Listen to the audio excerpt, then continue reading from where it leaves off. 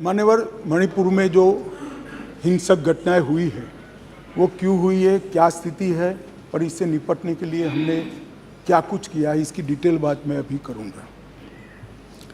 परंतु मैं विपक्ष की इस बात से सहमत हूं कि वहां पर हिंसा का तांडव हुआ है और इस हिंसा के तांडव से कोई सहमत नहीं हो सकता। मान्यवर, हम भी सहमत नहीं हैं, उनसे ज़्यादा दुख हमें है मान्यवर, परंतु ये परिस्थिति जन्य है। मैं बताना चाहता हूँ, इसी घटनाओं का कोई समर्थन नहीं कर सकता। समाज के नाते हमें शर्म आई, इस प्रकार की घटनाएं वहाँ हुई है, इससे कोई इनकार नहीं। परंतु ये जो घटना हुई है वो शर्मनाक है, उस घटना पर राजनीति करना इससे भी ज़्यादा शर्मनाक है।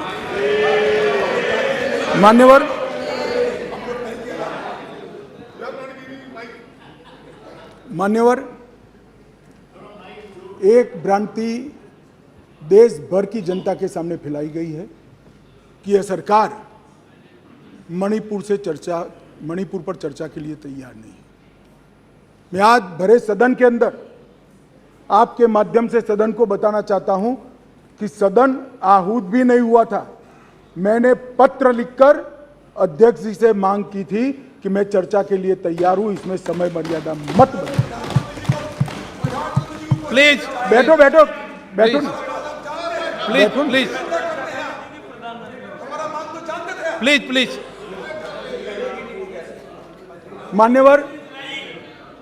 मान्यवर, मैं डे 1 से चर्चा के लिए तैयार था, मगर वो चर्चा नहीं चाहते, उनको विरोध करना था। और मैं कहना चाहता हूं, मेरी चर्चा से संतुष्ट न होते तो फिर कहते प्रधानमंत्री करें, प्रधानमंत्री विचार भी करते, मगर आप सदन में चर्चा ही न होने दो। मणिपुर जैसे महत्वपूर्ण मुद्दे पर गृह मंत्री को अपना पक्ष न रखने दे। किस प्रकार की डेमोक्रेटिक व्यवस्था चाहते हैं माननीय?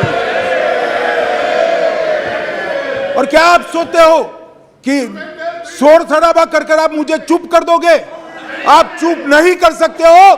130 करोड़ की जनता ने हमें चुनकर यहां भेजा है, हमें सुनना पड़ेगा। आप चुप नहीं कर सकते हो। मान्यवर, मैं आज बताना चाहता हूं और बड़ी संवेदना के साथ आपके माध्यम से इस देश के 130 करोड़ लोगों के सामने मणिपुर की हालिया हिंसा क्यों हुई है और क्या चल रहा है और सरकार ने क्या उपाय किए, ये भी बताना चाहता हूँ। मान्यवर, मैं पास्ट में मणिपुर में क्या हुआ ये भी बताऊंगा। अब मैं जब बताऊंगा तब ये कहेंगे कि पुरानी बातों को हमें सुनाने के लिए कह रहे हो। ना जी, मैं संवेदनशील आदमी हूँ मान्यवर, मैं पुरानी बातों को राजनीतिक हिसाब किताब के लिए नहीं सुना रहा। इसलिए नहीं सुना रहा कि आपके समय में भी हुआ था, हमारे समय में भी हुआ, होता है का अप्रोच हमारा नहीं है, ये यूपीए का अप्रोच है। हमारा अप्रोच होता है का नहीं है, हम टॉलरेट नहीं कर सकते। मैं पुरानी हिंसाओं को इसलिए बताना चाहता हूं कि मणिपुर की नस्लीय हिंसाओं के स्वभाव को जनता ने जानना पड़ेगा। नस्लीय हिंसा मणिपुर में जब जब होती है तब किस प्रकार से होती है वो भी जानना पड़ेगा। इसलिए मैं पुरानी हिंसाओं को भी रखूंगा। आपके मन में ये भ्रांति न हो, ये सवाल ना आए कि पुराना क्यों बता रहे। मान्यवर, 6 साल से करीब 6.5 साल से मणिपुर में भारतीय जनता पार्टी की सरकार है। मणिपुर में भारतीय जनता पार्टी सरकार बनी तब से 3 मई तक एक भी दिन कर्फ्यू नहीं डालना पड़ा। मैं मेरी बात आग्रह के साथ कहना चाहता हूँ, मणिपुर में भारतीय जनता पार्टी की सरकार के 6 साल पूरे हुए। 6 साल में मणिपुर में एक भी दिन कर्फ्यू नहीं डालना पड़ा। मणिपुर के अंदर एक भी दिन बंद नहीं रहा। मणिपुर के अंदर एक भी दिन ब्लॉकेड नहीं हुआ और उग्रवादी हिंसा लगभग समाप्त हो गई। ये 6 साल का भारतीय जनता पार्टी के शासन का इतिहास रहा। 2021 में हमारे देश की पड़ोस में म्यांमार में सत्ता परिवर्तन हुआ और म्यांमार में वहाँ पर मिलिट्री का शासन आया, डेमोक्रेटिक सरकार गिर गई और वहाँ पर एक कुकी डेमोक्रेटिक फ्रंट है, इसने लोकतंत्र के लिए आंदोलन चालू करा।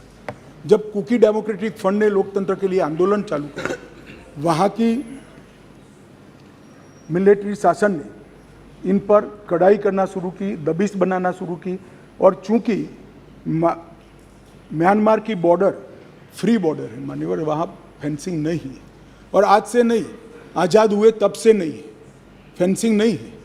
तो बहुत बड़ी मात्रा में मिजोरम और मणिपुर के अंदर कुकी भाइयों का वहाँ शरणार्थी नाते यहाँ आना शुरू हुआ। मैं इसलिए कहना चाहता हूँ मान्यवर क्योंकि उनका झगड़ा मणिपुर की मिलिट्री से था और दबिश शुरू हुई इसलिए आया। अरे म्यांमार की मिलिट्री से था और दबिश शुरू हुई इसलिए वो यहाँ पर आए। मान्यवर हजारों की संख्या में कुकीज़ आदिवासी भाई यहाँ आना शुरू हो गए और परिवार बसने लगे। कहाँ बसेंगे? तो जंगल में बसने लगे और एक प्रकार से मणिपुर के बाकी हिस्सों में एक असुरक्षा की भावना हुई कि हमारी जनसांख्यिकी बदल जाएगी। हमने उसको देखा। उसी वक्त मान्यवर हमने गृह मंत्रालय में 2022 में निर्णय किया कि अब ये बॉर्डर को खुला नहीं कर सकते, बॉर्डर बनानी पड़ेगी, फेंसिंग करनी पड़ेगी। हमने 10 किलोमीटर फेंसिंग पूरी कर दी है, 60 किलोमीटर का काम चालू है और 600 किलोमीटर का सर्वे चालू है। आपने 2014 तक कभी फेंसिंग नहीं की। हमने दूरंदेशी से 30 में दंगे हुए, 21 में ही फेंसिंग का काम शुरू कर दिया था। 10 किलोमीटर ट्रायल फेंसिंग बन चुकी है, 60 किलोमीटर का काम चालू है और 600 किलोमीटर का सर्वे बाकी, जिससे ये घुसपैठ को रोका जा सके। फिर एक अनरेस्ट खड़ा होने लगा क्योंकि वहाँ जनसांख्यिकी बहुत निर्णायक होती है मान्यवर। घाटी में कुकी भाई रहते हैं, पहाड़ पर ट्राइबल भाई रहते हैं, तो उनके घाटी में मतई रहते हैं और पहाड़ पर कुकी और नागा ट्राइबल भाई रहते हैं। तो एक जनसांख्यिकी के बदलाव का बड़ा दबाव रहता है कि हमारी संख्या, हम अल्पमत में आ जाएंगे। तो इसके लिए हमने लगभग जनवरी महीने से हमने वहाँ पर जितने भी शरणार्थी आए थे उनको एक परिचय पत्रक देने की शुरुआत की। उनका थंब इम्प्रेशन लिया, आई इम्प्रेशन लिया और थंब इम्प्रेशन और आई इम्प्रेशन को वोटर लिस्ट और आधार कार्ड के नेगेटिव लिस्ट में डालने का काम किया। ऐसा नहीं है मान्यवर कि यहाँ गृह मंत्रालय के कंट्रोल रूम में कोई आंख मूंद कर सुआ। 2023 में दंगा हुआ, 21 में हमने फेंसिंग चालू करी, 22 में हमने फेंसिंग चालू करी और 23 की शुरुआत में हमने थंब इम्प्रेशन और आई इम्प्रेशन लेने की शुरुआत की और उसको भारत के वोटर लिस्ट और आधार के नेगेटिव लिस्ट में डालने की। फिर भी ये जिस प्रकार से संख्या बढ़ती गई, एक असुरक्षा की भावना मतई लोगों में फैलती गई मान्यवर। ये जो वहाँ पर एक फ्री रेजिम है, नेपाल की तरह वहाँ पासपोर्ट नहीं चाहिए। अब ये मत कहना है कि हमने क्यों नहीं करा, 1968 से करा हुआ है भाई। 1968 से एक समझौता है भारत और ब्रह्मदेश की सरकारों के बीच में कि बॉर्डर के 40 किलोमीटर से जो अंदर आएगा या यहाँ से 40 किलोमीटर से आ जाए उसको पासपोर्ट नहीं चाहिए। ये समझौता है, किसी को रोकना भी असंभव था। और इतने हजारों किलोमीटर की बॉर्डर में बाढ़ भी नहीं लगी थी, फेंसिंग भी नहीं थी, तो संख्या बढ़ती गई और असुरक्षा बढ़ती गई। इतने में एक अफवाह फैल गई 29 तारीख अप्रैल को कि 58 ये वसाहतें जो थी शरणार्थियों की, उसको गांव घोषित कर दिया गया। अब गांव घोषित करने की अफवाह से ही घाटी में बहुत बड़ा अनरेस्ट शुरू हुआ मान्यवर। और वो अनरेस्ट को भी हमने माइक वाली जीपे चलाई, बताया गया कि भाई कोई गांव घोषित नहीं हुआ है, मगर अफवाहें जब फैलती है तब फैलती है अविश्वास का वातावरण। और घोषित जंगल गांव घोषित किया, जंगल गांव घोषित किया, जो वसाहतें थी उसको, तो उनको लगा परमानेंट अब यही बस जाएंगे, तो एक अनरेस्ट खड़ा हुआ। उसके बाद में आग में तेल डालने का काम हाईकोर्ट मणिपुर के अप्रैल महीने में आए हुए एक फैसले ने कहा, जिसने सालों से पड़ी हुई एक लंबित पिटीशन को अचानक चलाया। अचानक चलाकर ना भारत सरकार के ट्राइबल आयोग को शपथ पत्र लिया, ना भारत सरकार के ट्राइबल डिपार्टमेंट का लिया, ना भारत सरकार के गृह मंत्रालय का लिया, ना मणिपुर सरकार का लिया, और अचानक ही कह दिया कि 29 अप्रैल के पहले इस मतई जाति को ट्राइबल घोषित कर दी गई। इससे पहाड़ पर बहुत बड़ा अनरेस्ट हुआ ट्राइबलों में बड़ा अनरेस्ट हुआ कि अब मतई ट्राइबल बन जाएंगे तो हमारी नौकरी हो गई। स्पर्धा का भाव होता है और स्वाभाविक है, एक कोई कानूनी प्रक्रिया के बगैर एक ऑर्डर कर दिया गया, जिसके कारण ऊपर भी नीचे ऑलरेडी अनरेस्ट चालू था, ऊपर भी अनरेस्ट हुआ और 3 तारीख को एक रोली के अंदर एक क्लैश हो गया माने, और क्लैश होने के बाद दंगे चालू हुए जो अब तक अशांत परिस्थिति को बनाए हुए हैं। अब इस परिस्थिति को आप वो क्यों नहीं गया, ये क्यों नहीं गया, इस तरह से आप तुलना मत करिए। ये परिस्थिति जन्य दंगे हैं मान्यवर। मैं आगे भी कहना चाहता हूँ, इसके साथ एक बहुत बड़ी बात दूसरी भी हुई है कि वहाँ मिलिट्री का शासन आने के बाद थोड़ी ढिलास आ गई है और नारकोटिक्स का भी बहुत बड़ी तस्करी म्यांमार की ओर से मणिपुर की ओर हुई है। इसके व्यापार से भी बहुत बड़ा अनरेस्ट हुआ है। मगर जो क्लिंचिंग चीज़ थी वो कोर्ट का जजमेंट थी, उसकी अंतिम तारीख 29 मई थी और इसके विरोध में एक जुलूस निकला। जुलूस में दोनों ग्रुपों के बीच में भिड़ंत हुई और देखते देखते घाटी में और पहाड़ पर दोनों जगह एक दूसरे पर हमले करना, हिंसा करना शुरू हो गया। मान्यवर, अब 2 सवाल हैं कि हिंसा शुरू करने के बाद क्या किया, मैं उस पर बाद में जाता हूँ। इतनी ही शांति से बताऊँगा, कोई जरा भी मन में मैं कि कोई किसी चीज़ से भागना नहीं चाहता। भागना मेरा स्वभाव ही नहीं है भाई, मैं किसी भी चीज़ से भागना नहीं। मगर मणिपुर की नस्लीय हिंसाओं के इतिहास को समझना पड़ेगा। 1993 में श्री पीवी नरसिम्हा राव जी प्रधानमंत्री थे, राजकुमार दोरेंद्र सिंह कांग्रेस के नेता मुख्यमंत्री थे और नागा कुकी संघर्ष हुआ। नागा कुकी भी नस्लीय हिंसा थी मंडोर, और उस वक्त 750 लोग मारे गए, 200 लोग घायल हुए, 45,000 लोग शरणार्थी थे और 1.5 साल तक ये हिंसा अविरत रूप से चलती रही। अब ये कहते हैं प्रधानमंत्री जी क्यों नहीं बोले? भाई 700 लोग मारे गए थे, 200 लोग घायल हुए, 45,000 लोग शरणार्थी बने। आपको मालूम है जवाब किसने दिया? मान्यवर, इनको मालूम है जवाब किसने दिया? MOS राजेश पायलट ने। और ये मुझे नहीं बोलने देते। मान्यवर, इतनी जघन्य घटना हुई, भारत सरकार से किसी ने मुलाकात की क्या था? ट्राइबल मिनिस्टर गया? ना जी। समाज कल्याण विभाग के मंत्री गए? ना जी। होम मिनिस्टर का question does not arise. MOS गए? ना जी। और ये पूछते हैं हमें कि प्रधानमंत्री क्यों नहीं गए? अरे भाई, आप जरा देखिए कि नस्लीय हिंसाओं का इतिहास, मैं पूरा बताता हूँ इतिहास, सब मुझे जल्दबाजी नहीं है, बड़ा महत्वपूर्ण मुद्दा है, मुझे पूरा बताना है इतिहास। संसद के अंदर विपक्ष बोलते बोलते थक गया, गृह मंत्री जवाब देने के लिए खड़े नहीं हुए, MOS ने जवाब दिया मान्यवर, और ये लोग प्रधानमंत्री जवाब दे वो मांग से पूरा पार्लियामेंट होल्ड करे हुए।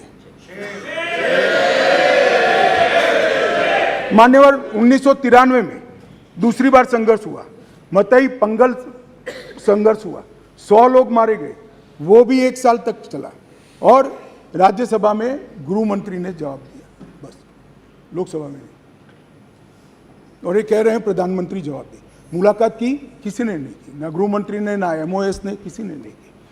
फिर इंदर कुमार गुजराल आए 97-98 में, कुकी पाइते संघर्ष हुआ, 350 लोग मारे गए, 1 साल तक संघर्ष चला। ये भी नस्लीय हिंसा है। मैं टेररिज्म की घटनाएं नहीं गिना रहा, नस्लीय हिंसा समझा रहा हूं। 1 साल तक चला, चर्चा ही नहीं हुई, स्टेटमेंट भी नहीं हुआ, सवाल भी सारे खारिज कर दिए गए और ये कहते हैं प्रधानमंत्री जवाब दे। और मैं डे 1 से कह रहा हूं मान्यवर, मैं जवाब देने के लिए तैयार हूं, मेरी ड्यूटी है, मैं देश के प्रति जवाब दे हूं, संसद के प्रति जवाब दे हूं, विपक्ष के प्रति भी जवाब दे हूं, मैं आपको जवाब देने के लिए। मुझे बोलने नहीं देते हैं। ये किस प्रकार का लोकतंत्र है मान्यवर? तो अब तो बोलने ही दोगे, अब तो बोलने ही दोगे दादा। मैं पहले की बात कर रहा हूं, पहले की बात कर रहा हूं। और हमारे गोगाई जी कहते हैं मौन तोड़ने के लिए लाया गया। अरे भाई, मौन रखने वाले तो हार गए और वहां बैठ गए, हम तो बोलने वाले हैं, जवाब देने वाले हैं। हम मौन नहीं रखते, मौन आप रखते हैं। हमें कुछ नहीं छुपाना, हमारा कोई आदमी इसमें इन्वॉल्व नहीं है। मैं नाम बोलना नहीं चाहता, गृह मंत्रालय के रिकॉर्ड पर नेताओं के नाम है। सुनना है तो बता दूं, आप खड़े होकर कह दो बताओ तो मैं बता देता हूं। नाम सुनना है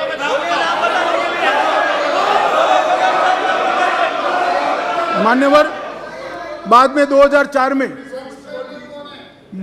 2004 में मनमोहन सिंह जी थे, इबोबी सिंह जी थे, लगभग 1700 लोगों के एनकाउंटर हुए, 1700 लोग एक तरफा वर्दी से। ऐसा वहां मानते हैं, मैं नहीं मानता, मैं तो व्यवस्था में विश्वास रखने वाला हूं।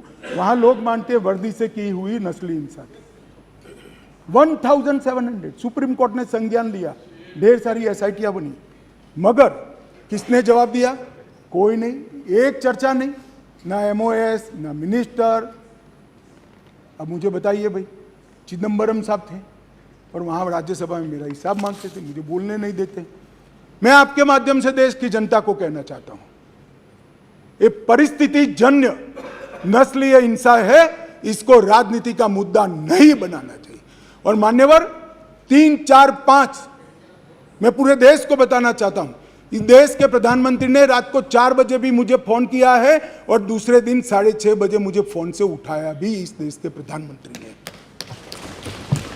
और ये कह रहे हैं मोदी जी ध्यान नहीं रख रहे। मान्यवर 3 दिन तक लगातार हमने यहां से काम करने का काम किया, 16 वीडियो कॉन्फ्रेंस करी, 36,000 लोग सिक्योरिटी फोर्सेस सीएपीएफ के वहां पहुंचाए, वायुसेना के विमानों का उपयोग किया, चीफ सेक्रेटरी बदल दिया गया, डीजीपी बदल दिया गया, सुरक्षा एडवाइजर भेज दिया गया, चीफ सेक्रेटरी भारत सरकार ने भेजा, डीजीपी भारत सरकार ने भेजा, सुरक्षा एडवाइजर भारत सरकार। ये सब 4 तारीख की शाम को समाप्त हो गया था। 3 को हिंसा हुई, 4 तारीख को समाप्त हो गया था। और ये कहते हैं 356 क्यों ना लगाया? 356 तब लगती है जब हिंसा के समय राज्य सरकार कोऑपरेट न करे। हमने डीजीपी बदल दिया, उन्होंने भारत सरकार के डीजीपी को स्वीकार कर लिया। हमने चीफ सेक्रेटरी बदल दिया, उन्होंने भारत सरकार के चीफ सेक्रेटरी भेजे हुए चीफ सेक्रेटरी को। मैं यही कह रहा हूं, समझ ना हो तो नहीं आएगी भी। सीएम तब बदलना पड़ता है जब कोऑपरेट न करे। ये सीएम कोऑपरेट कर रहा है, डीजीपी, सुरक्षा सलाहकार, ये सबको हमने बदला है। मान्यवर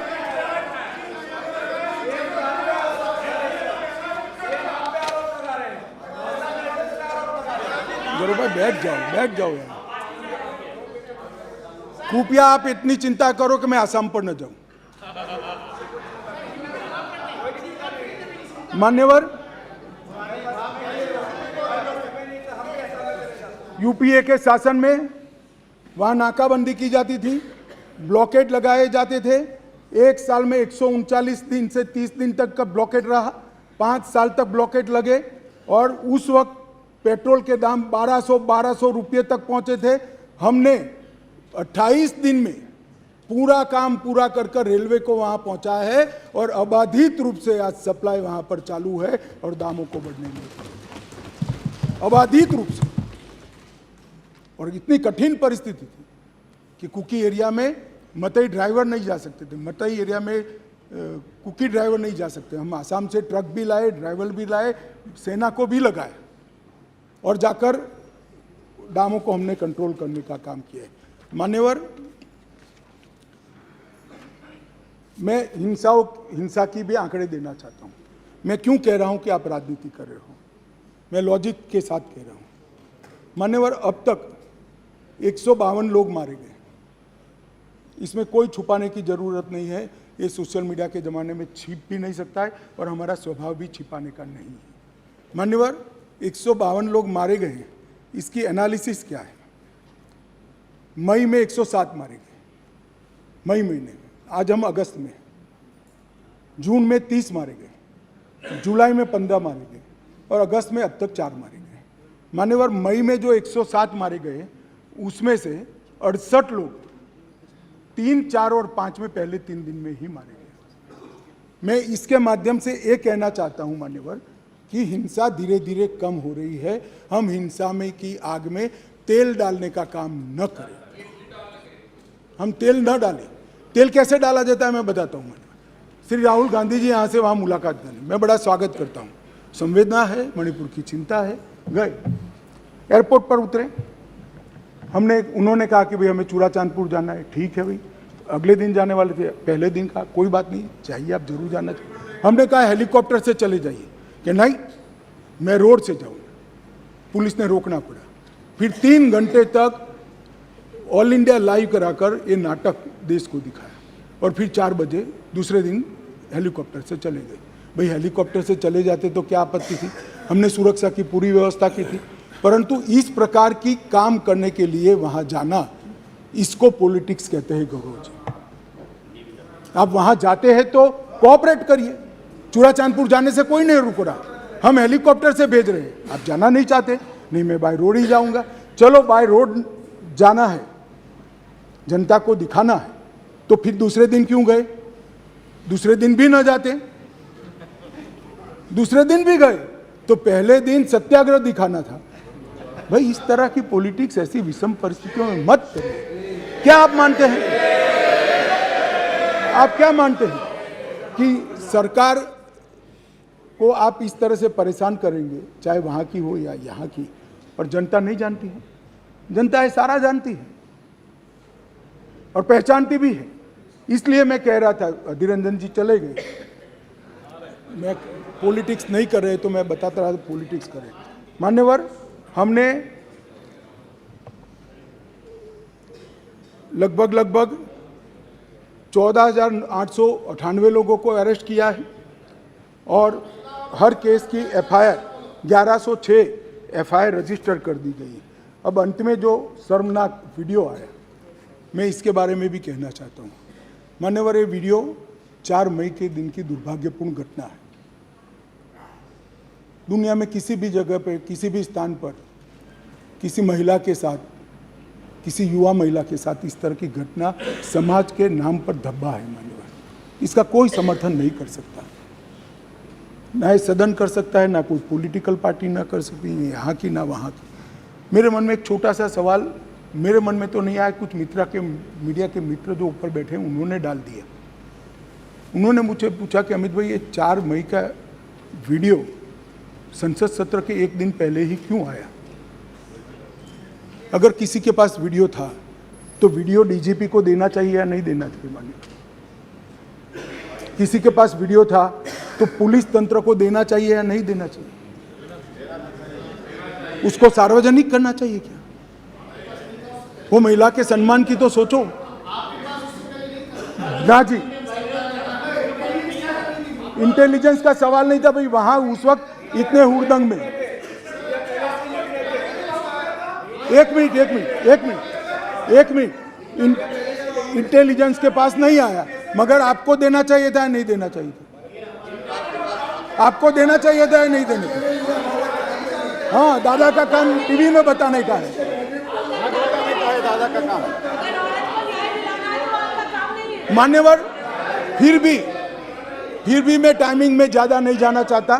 सुनिए ना भाई, मैं टाइमिंग में ज्यादा जाना नहीं चाहता। मान्यवर, वीडियो किसी के पास भी था, मैं इन पर आरोप नहीं कर रहा हूं, किसी के पास भी था। अगर उसने DGP को दे दिया होता तो 5 तारीख को ही पकड़ गए होते, क्योंकि जिस दिन वीडियो दिया उसी दिन वीडियो की कॉपी पर से हमने फेस आइडेंटिफिकेशन सॉफ्टवेयर का उपयोग करते हुए, सरकारों के डेटा के साथ मिलान करते हुए 9 के 9 लोगों को अरेस्ट कर दिया और वो आज ट्रायल फेस कर रहे हैं जेल में। उस वक्त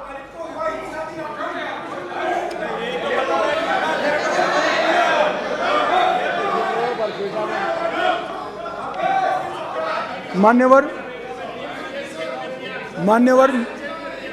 मैं शांति के लिए किए गए प्रयासों को भी सदन के सदस्यों को बताना चाहता हूं। पुलिस अधिकारी के ऊपर कार्रवाई क्यों नहीं चल रही? मान्यवर, मैं वहां 3 दिन रहा, 3 रात रहा। मेरे साथी नित्यानंद जी 23 दिन तक लगातार वहां रहे। MOS होम मिनिस्टर पहली बार नहीं, कोई गया ही पहली बार, मैं ही गया हूं। अब तक कोई नहीं गया है। इतने सारे दंगे मैंने जो बताए, नस्ली इंसाफ, कोई नहीं गया है। MOS 23 दिन रहा है, 3 दिन में रहा। मान्यवर, हमने ये सारी की जांच के लिए हाईकोर्ट के सेवानिवृत्त न्यायाधीश का एक कमीशन बना दिया है, जिसमें एक IPS और IAS अफसर भी है। मान्यवर, अध्यक्ष राज्यपाल महोदय को अध्यक्ष बनाकर शांति समिति को हमने वहाँ पर प्रस्तापित किया है। 36,000 से अधिक सुरक्षा कर्मी जहाँ मतई समूह रहता है, जो कुकी रहता है, बीच में बफर जोन बनाकर खड़े हैं। आज भी गुस्सा शांत नहीं हुआ है, परंतु हिंसा इसलिए कम हुई कि बीच में 36,000 पैरामिलिट्री फोर्सेस दिन रात तैनात है, इसलिए हिंसा कम हुई है। बेहतर इंटर एजेंसी समन्वय के लिए यूनिफाइड कमांड व्यवस्था, क्योंकि वहाँ BSF भी है, CRPF भी है, असम राइफल भी है, सेना भी है, मणिपुर पुलिस भी है। पांचों सुरक्षा एजेंसियों के बीच में बेहतर समन्वय के लिए यूनिफाइड कमांड व्यवस्था बना दी गई है और उसकी चेयरमैनशिप यहाँ से भेजे गए सुरक्षा सलाहकार के हाथ में है। इस घटनाक्रम के पीछे षड्यंत्र वाले जो 6 केस रजिस्टर किए, 6 के 6 केस पहले CBI को दे दिए गए थे। सुप्रीम कोर्ट ने और 11 केस CBI को दिया है। इसके लिए भी SIT आज गठित हो गई है। मान्यवर, पीड़ित और पुनर्वसन पैकेज दिया गया है। सभी मृत्यु वालों को 10 लाख रुपया चुकाने का काम समाप्त हो चुका है। लगभग 30,000 मैट्रिक टन चावल रातों रात पीयूष भाई ने यहाँ से वहाँ भेजा है, जो अभी बांट रहे हैं। किसी भी क्षेत्र में मेडिकल सुविधाओं का अभाव न हो, इसलिए भारत सरकार की 8 टीमें अलग अलग एम्स से वहाँ कैंप के अंदर कर दी गई है।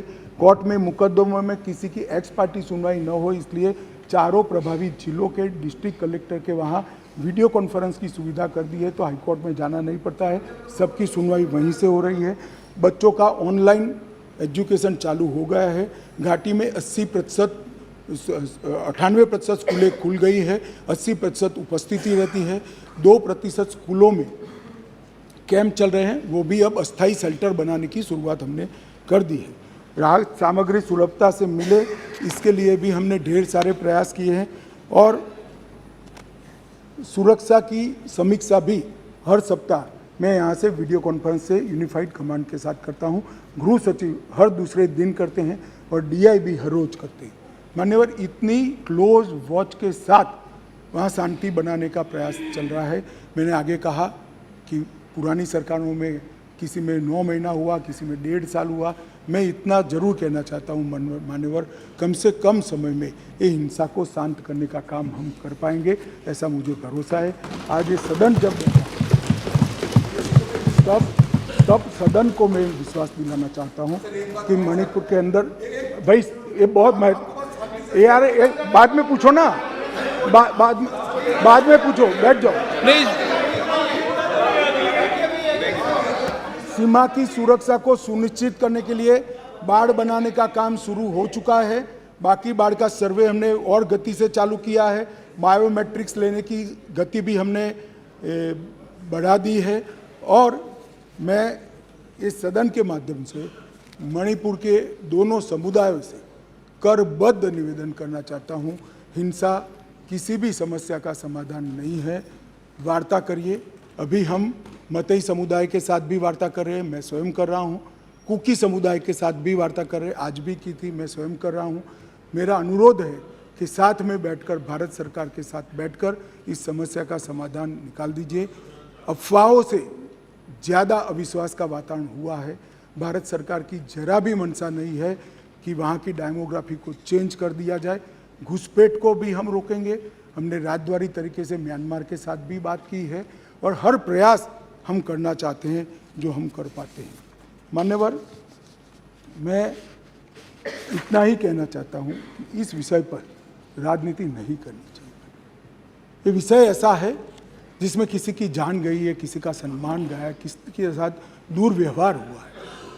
वो व्यक्ति हमसे कितना भी दूर रहता हो, मगर भारत का है और इसके प्रति हम सब के मन में, पूरे सदन के मन में संवेदना होनी चाहिए।